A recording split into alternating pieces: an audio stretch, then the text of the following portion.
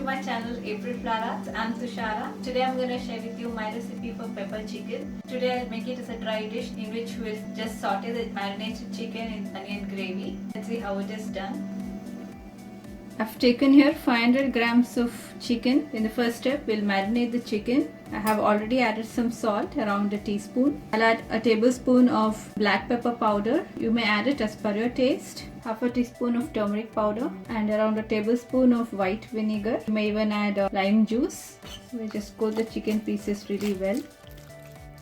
So we'll let it marinate for about 15 minutes. So while the chicken is marinating, we'll see what are the other ingredients we need for the dish. Here I have taken around 2 cups of finely chopped onions, 1.5 tablespoons of finely chopped garlic, a tablespoon of finely chopped ginger, few curry leaves, that's optional, and around a tablespoon of butter, some garam masala powder and coriander powder. So let's start with the preparation. For that, here I have a pan heating up with around 2 to 3 tablespoons of oil. When the oil heats up, we'll add the ginger, garlic and curry leaves. And we'll saute them over medium heat for a few seconds. Next, we'll add the onions, half a teaspoon of salt.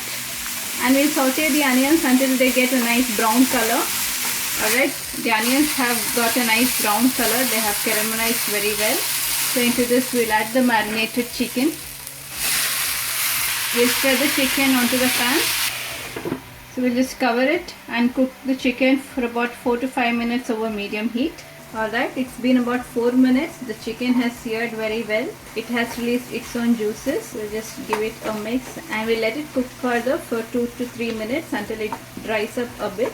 Alright, the chicken has dried up. At this point, we'll add some more spices. 2 teaspoons of coriander powder, 1.5 teaspoons of garam masala powder. You may even use chicken masala powder. Now we'll turn the heat to minimum and coat the chicken pieces really well with the spices, and we'll also allow the spices to cook in the oil for about 2 to 3 minutes. Once the raw smell of coriander powder is gone, we now increase the heat to about medium. And if you feel that the chicken is drying up, you can add just a little bit of water, maybe around 2 tablespoons. And then we'll just cover the chicken and we'll let the chicken cook in its own steam until it is completely done. Alright, the chicken took around 15 minutes to cook under medium to low heat.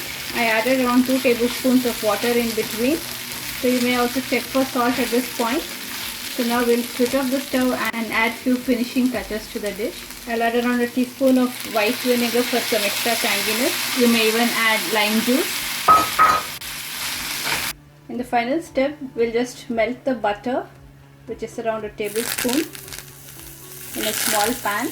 Into the melted butter, we'll add around 1 or 2 teaspoons of black pepper powder. You can add it as per your taste. You may add less or more. So we'll just toast it in the butter just for a few seconds. You'll get a very nice aroma of the toasted black pepper in the butter. And finally, we'll add the butter and pepper mixture onto the chicken curry. So just take the flavor of the dish a few notches higher. It's smelling absolutely fantastic right now.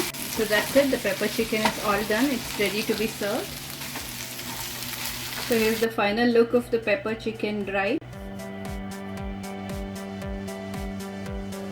Hope you liked my recipe for pepper chicken. Do give it a try and post your feedback. The pepper chicken goes very well with chapati or roti or even with rice. If you like the recipe, please give it a thumbs up. You may follow me on social media. The links will be in the description box below. And please subscribe to my channel if you already haven't. And also hit on the bell icon next to the subscribe button to get instant notifications as soon as I upload a new video. Until next time, it's bye from me. Thanks for watching.